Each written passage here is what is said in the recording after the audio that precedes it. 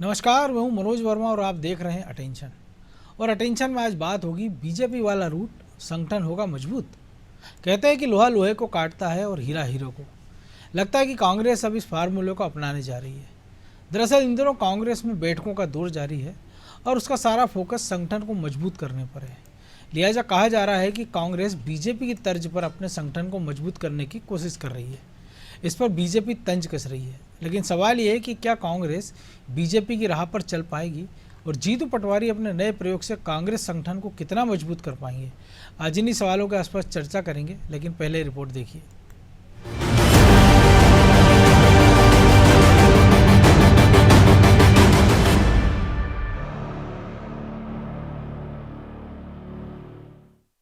कांग्रेस में बैठकों का दौर तेज, नया प्रयोग करेगी कांग्रेस। लगातार मिल रही हार के बाद अब कांग्रेस का फोकस संगठन को नए सिरे से तैयार करने पर है। साथ ही उसे कैसे मजबूत किया जाएगा, इसको लेकर भी ब्लूप्रिंट तैयार हो रहा है। अब कयास ये लग रहे हैं कि कांग्रेस बीजेपी की राह पर चलती दिखेगी, यानी वो अपने संगठन को बीजेपी की तर्ज पर तैयार करने पर विचार कर रही है। दरअसल कहा यह जा रहा है कि लगातार मिल रही हार के बाद जीतू पटवारी अब नया प्रयोग करने के मूड में हैं। जल्दी ही उनकी नई टीम की घोषणा भी हो जाएगी। हालांकि कांग्रेस बीजेपी का फॉर्मूला अपनाएगी, इस पर पार्टी का नजरिया अलग है। जीतू पटवारी जी के नेतृत्व में ब्लॉक स्तर तक के कार्यकर्ताओं से, ब्लॉक पदाधिकारियों से, मंडल और सेक्टर और बूथ के पदाधिकारियों से सामूहिक तौर पर जिलाध्यक्ष, प्रभारी और जो चुनाव लड़े उनकी मौजूदगी में बैठकें आयोजित की गई हैं और कैसे संगठन को और मजबूत करा जाए, पंचायत स्तर तक किन कमेटियों को बनाया जाए, आगे कैसे किन संगठन की कैसी रूपरेखा कराओ। संगठन को मजबूत करने को लेकर कांग्रेस का अपना तर्क है, लेकिन बीजेपी की तर्ज पर वो संगठन को फिर से खड़ा कर पाएगी, ये कहना फिलहाल मुश्किल है। वही बीजेपी भी कांग्रेस के इस नए प्रयोग पर तंज कस रही है और कह रही है कि उसी राह पर चलना कांग्रेस के लिए आसान नहीं होगा। जीतू पटवारी के पिटारे में से एक और प्रयोग निकला है, जिसमें वो कांग्रेस को मजबूती देने के लिए भाजपा के जैसे प्रयोग करना चाह रहे हैं। तो ऐसे प्रयोग करने के लिए भाजपा के देवतुल्य कार्यकर्ताओं जैसे समर्पण, निस्वार्थ भाव, कांग्रेस तो वर्तमान में आपसी कलह, स्वार्थ और अपने ही रंजिश में फंसी हुई है। और इस नाते वो जो नवाचार की बात कर रहे हैं, जो एक पहल की बात कर रहे हैं जिससे वो कांग्रेस पुनः खड़ा करेंगे, ये बिल्कुल एक मजाक है। कुल मिलाकर इन दिनों कांग्रेस का फोकस संगठन पर है, लिहाजा लगातार वो बैठकें कर रही है। कहां कमजोरी है, इसको लेकर मंथन चिंतन किया जा रहा है। लेकिन अब सवाल ये है कि क्या बीजेपी की तर्ज पर कांग्रेस संगठन को मजबूत कर पाएगी, क्योंकि बीजेपी के संगठन को जो चीज मजबूत करती है वो उसका अनुशासन है, जबकि कांग्रेस में अनुशासन दूर दूर तक दिखता नहीं। ऐसे में क्या जीतू पटवारी अनुशासन की डोर से पूरी पार्टी को बांध पाएंगे? क्या छत्रपों में बटी पार्टी एक कतार में खड़ी दिखेगी? ब्यूरो रिपोर्ट, अनादि टीवी।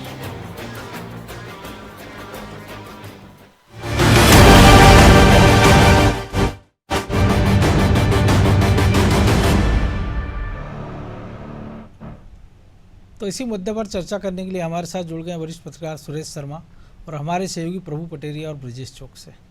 बहुत स्वागत है शर्मा जी आपका अनादि टीवी में। नमस्कार। और कागजों पर या कहने में तो अच्छा लगता है कि बीजेपी की तर्ज पर कांग्रेस काम करेगी, लेकिन अभी तो जीतू पटवारी की टीम भी नहीं बन पाई है। लेकिन वो प्रयोग तो कर ही सकते हैं, क्योंकि 4.5 साल का वक्त अभी विधानसभा चुनाव में है और लगभग उतना ही वक्त 4.5 पौने 5 साल का लोकसभा चुनाव में है। तो वो जो प्रयोग करना चाहे कर सकते हैं, संगठन को मजबूत करने के लिए भी, बीजेपी से मुकाबला करने के लिए भी, या संघ की तर्ज पर संगठन को गढ़ने का प्रयास कर लें भाजपा की तर्ज पर। नहीं, देखिए, ये नाम चाहे वो कुछ भी दे लें, लेकिन कुल मिलाकर के और कुल जमा बात ये है कि उन्हें अपने संगठन को ताकतवर बनाना चाहिए। और जब विपक्ष ताकतवर होता है किसी भी राज्य में, तो सरकार की गतिविधियां अपने आप में अच्छे से शुरू हो जाती हैं और अच्छे से चलने लग जाती हैं।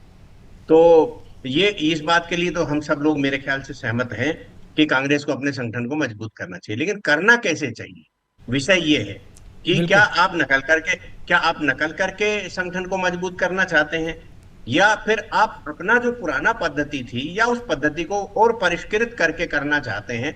तब समझ में आता है, क्योंकि आप दूसरे की नकल करने लग जाइए। तो अपन लोग जब भी खबरों की चुनाव के समय चर्चा करते थे तो ये कहते थे कि ये भाजपा की पिच पर खेलने लग गए हैं। तो भाजपा की पिच पर आकर के आप संगठन बनाने लग जाओगे तो फिर आपके भाजपा में अंतर क्या रह जाएगा। लोग बड़ी वाली सीढ़ी से चढ़ करके और माल्यार्पण करेंगे ना, आपको कौन पूछने वाला है।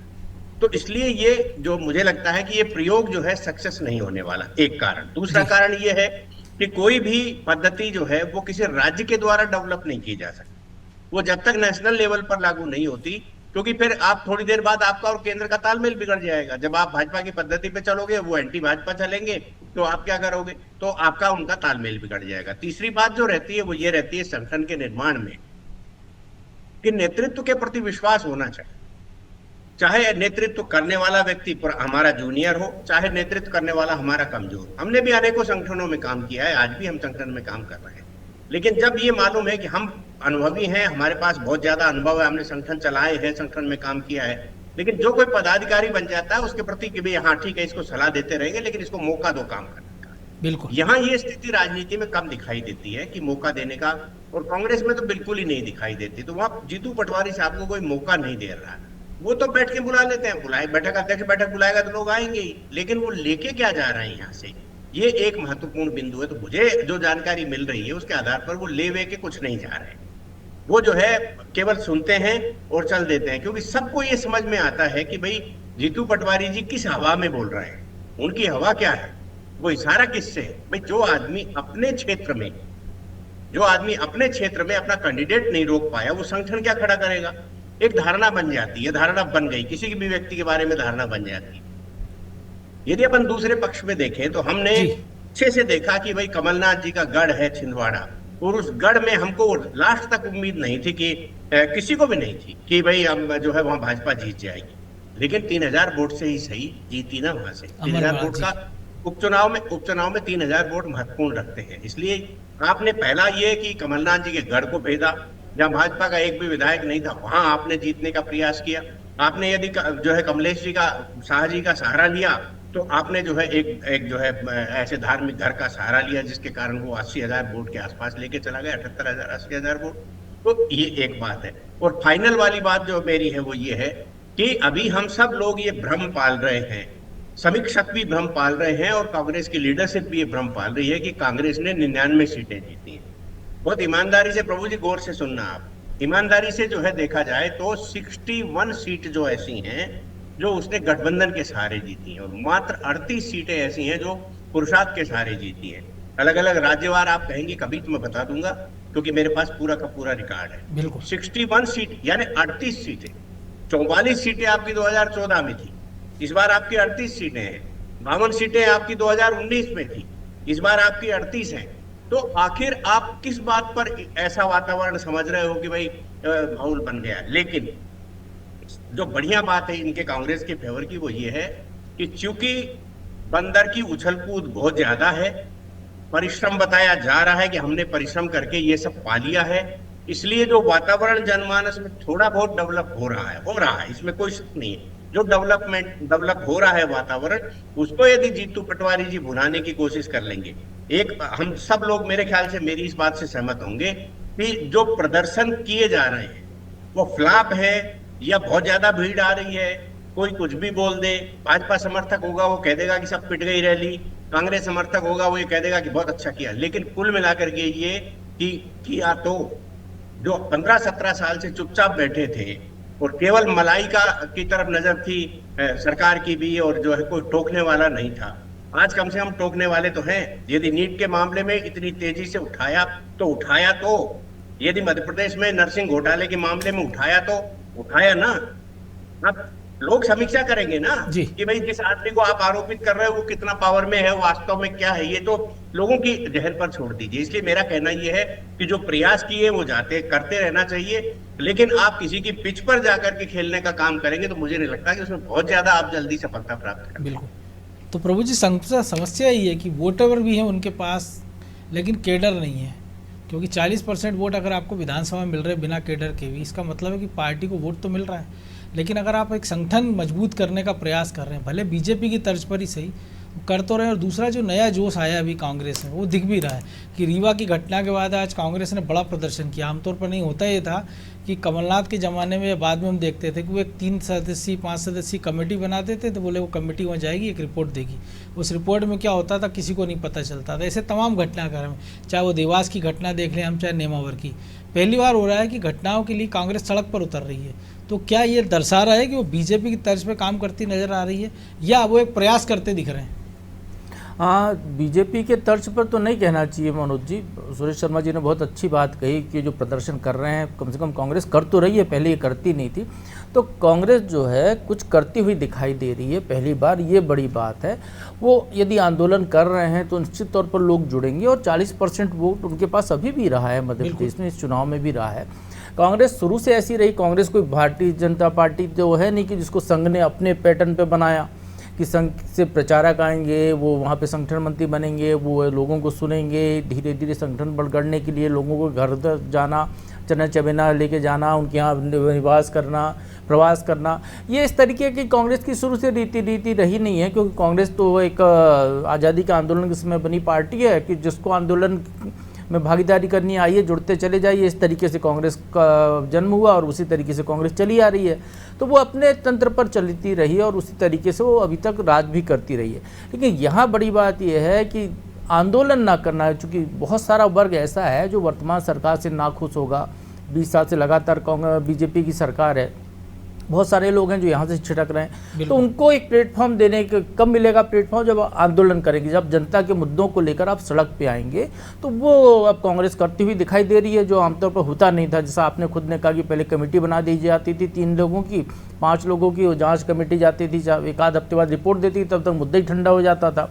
तो अब वो स्थिति नहीं है। यहाँ कहना ये होगा कि 20 साल तक विपक्ष में रहने के साथ कांग्रेस को अब विपक्ष में रहना आ गया है, विपक्षी नेताओं की तरह बर्ताव करना आ गया है, उनको आंदोलन करना आ गया है, उनको विधानसभा के अंदर सरकार को घेरने का तरीका आ गया है। तो कोशिश उनका जो नया नेतृत्व है वो बखूबी कर रहा है, पुराना नेतृत्व इन कामों में सफल नहीं था। एक चीज़ और आपको याद होगी, 2018 में जब कमलनाथ अध्यक्ष हुआ करते थे, उस दौर में जब सरकार बनी है, सरकार बनने के पहले कांग्रेस की कोई बड़े आंदोलन, प्रदर्शन या रैली, सभा हुई, तो आप ये देखिए कि कांग्रेस के लोग जीपों में भोपाल आते थे। बिल्कुल, कमलनाथ के शपथ ग्रहण समारोह के उदाहरण आप याद कर लीजिए, तो बसें नहीं लगी थी, वो अपनी अपनी गाड़ियों में लोग अपने अपने क्षेत्र के लोगों को, अपने दोस्तों को लेकर चले आए। भोपाल की सड़कों पर जाम लग गया था केवल छोटी गाड़ियों से।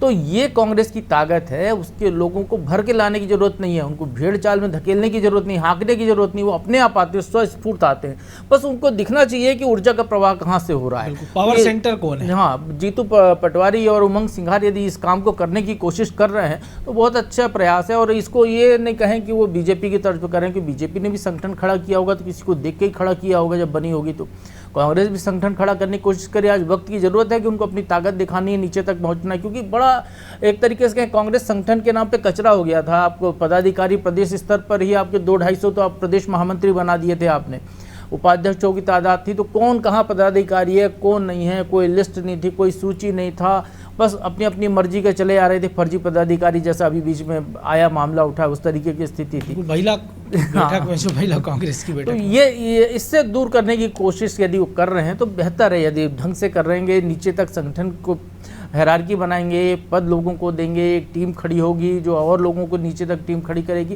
क्योंकि एक कारगर नेता पदाधिकारी बनाते हैं, उसके पीछे कम से कम 10 लोग की तो ताकत होती है। बिल्कुल।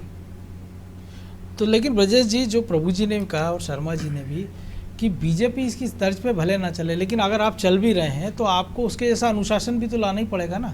क्योंकि आप देखिए, जो उनके उद्योग व्यापार प्रकोष्ठ के अजय चौरड़िया, वो जीतू पटवारी के खिलाफ आरोप लगाने लगते हैं। जब उनको अनुशासनहीनता का नोटिस मिलता है तो वो कहते हैं जो मैंने पहले कहा था उसी को मेरा जवाब मान लिया जाए। पॉलिटिकल अफेयर्स की कमेटी से आप देखिए, कमलनाथ जैसे बड़े नेता गायब रहते हैं, वो जब बैठक हो जाती है तो लक्ष्मण सिंह कहते हैं मुझे बुलाया नहीं, जबकि वो कमेटी में नहीं है। हालांकि दिग्विजय सिंह और जयवर्धन है, और जो अंदर खाने से तमाम सारे लोग आवाज़ उठा रहे हैं अभी भी। तो ये भी हो सकता है कि जो छत्रपों में बटी पार्टी, वो छत्र भले विलुप्त प्राय भी दिख रहे हैं या सुप्तावस्था में, लेकिन उनके समर्थक मोर्चा संभाले हुए, और जब टीम बन जाएगी तब ये समझ में आएगा कि वाकई में जीतू पटवारी पर संगठन को किस दिशा में ले जाना चाह रहे हैं, वो संगठन जाता कहाँ दिख रहा है। देखिए मनोज जी, कांग्रेस में नई बात नहीं है। जो प्रभु जी ने भी कहा, जो शर्मा जी ने भी कहा कि आप उसको बीजेपी की तरह खड़ा नहीं कर सकते। हम बीजेपी से तुलना करेंगे तो अनुशासनहीनता पे तमाम नेताओं पे कार्रवाई हो जानी चाहिए, लेकिन आप देखिए वो उसको लोकतांत्रिक व्यवस्था कहते हैं। राहुल गांधी भी उस बात को, लाइन को आगे बढ़ाते हैं। देखिए हमारे यहाँ पार्टी में तो कोई भी कुछ कह सकता है, उसको आज़ादी है, बीजेपी में नहीं है। तो मुझे नहीं लगता कि इसमें बदलाव हो। एक छोटी मोटी कार्रवाई करके, एक छोटे पदाधिकारी पे कार्रवाई करके वो मैसेज देना चाहते हैं कि ज़्यादा भर्रासाई ना हो जाए, कि हर कोई जो आम कार्यकर्ता है जिसके मन में जो आए वो बोल दे। जो आज़ादी है बड़े नेताओं को है, बाकायदा बोलते हैं। और कांग्रेस को किसी दूसरे से सीखने की जरूरत नहीं, वो अपनी गलतियों से खुद सीख ले मनोज जी, तो ज़्यादा ठीक हो जाएगी। जो आपने कहा छत्रप विलुप्त हो गए, तो छत्रप विलुप्त प्राय भले ही हो गए, लेकिन उनके समर्थक ही हमेशा मुखर होते रहे। चाहे कमलनाथ की आपने बात की हो, कमलनाथ कभी एकदम खिलाफत नहीं करते हैं मनोज जी, आप देख, लेकिन सज्जन सिंह वर्मा हो, बाला बच्चन हो, जो उनके समर्थक रहते हैं, वो जरूर इस तरह के मुखर होकर बोलते रहते हैं। दिग्विजय सिंह की बात कर लें हम, तो दिग्विजय सिंह हमेशा बोलते रहते हैं, उनके समर्थक भी बोलते हैं। तो ये जो समर्थक बोलते हैं वो कहीं ना कहीं एक प्रेशर रहता है, उनको एक हाथ रहता है उनका छत्रपों का, आप बोलिए।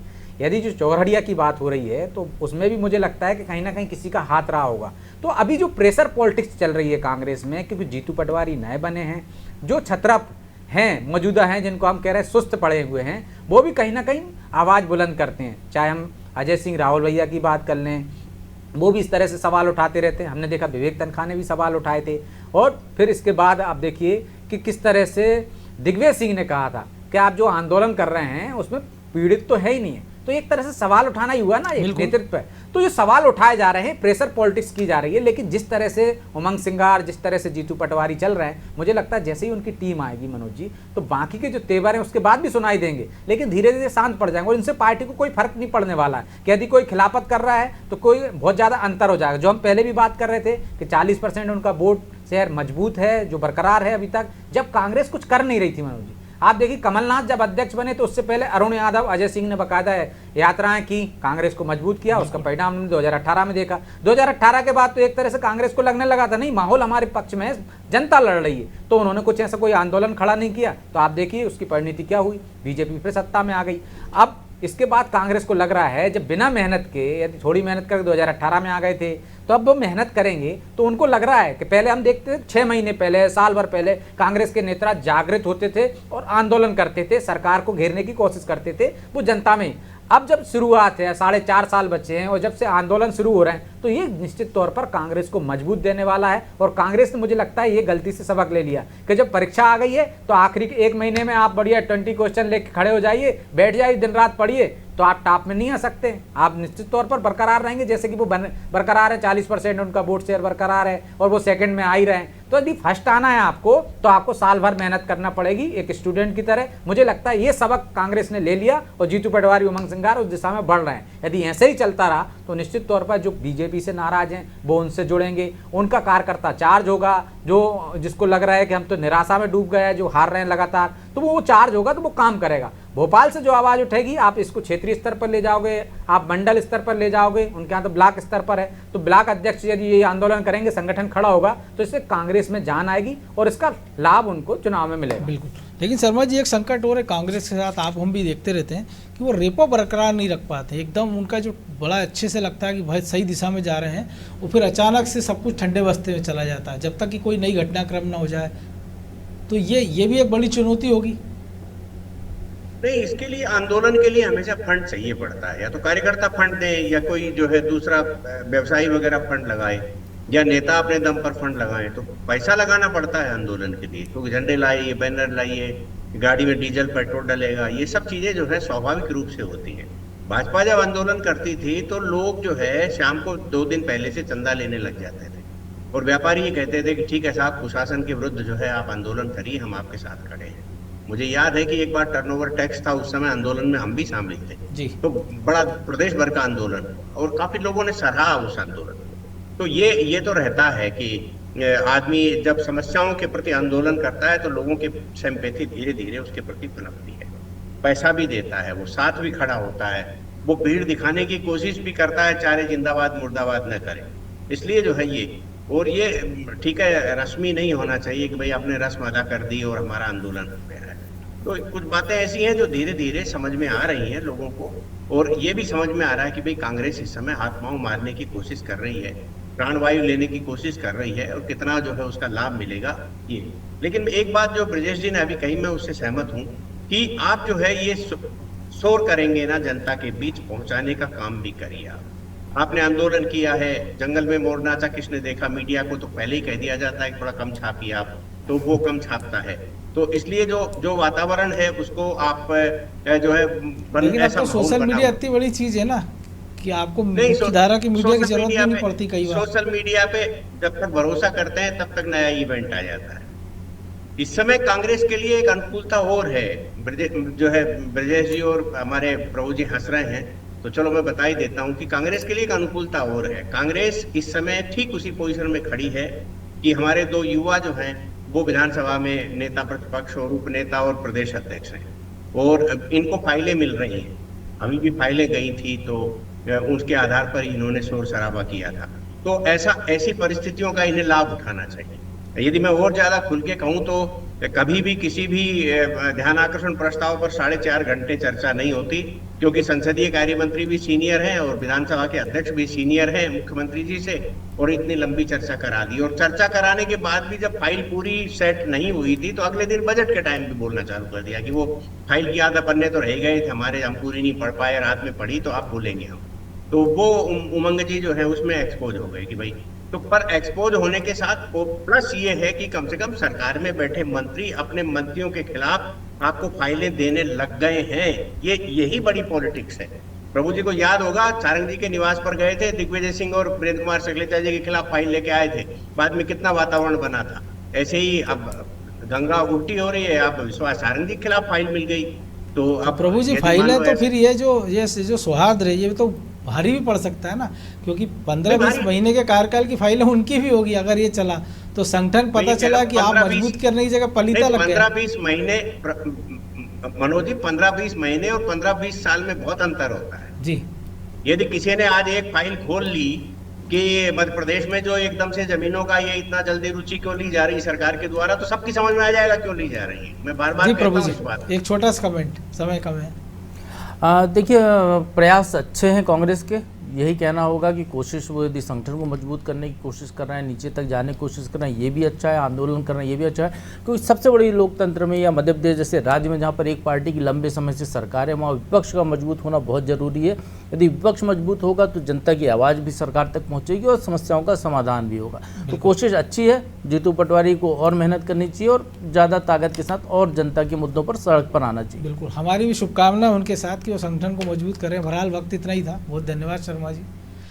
तो निश्चित तौर पर एक प्रयास करते ना कांग्रेस नज़र आ रही, लंबे समय से माना जा रहा था कि कांग्रेस सुप्तावस्था में पड़ी है, और ख़ासतौर से जब विधानसभा के नतीजे आए थे उसके बाद किसी को उम्मीद नहीं थी कि कांग्रेस लोकसभा में इतनी करारी हार का सामना करेगी, उसके बाद उतनी ऊर्जा से जुटती नज़र आएगी।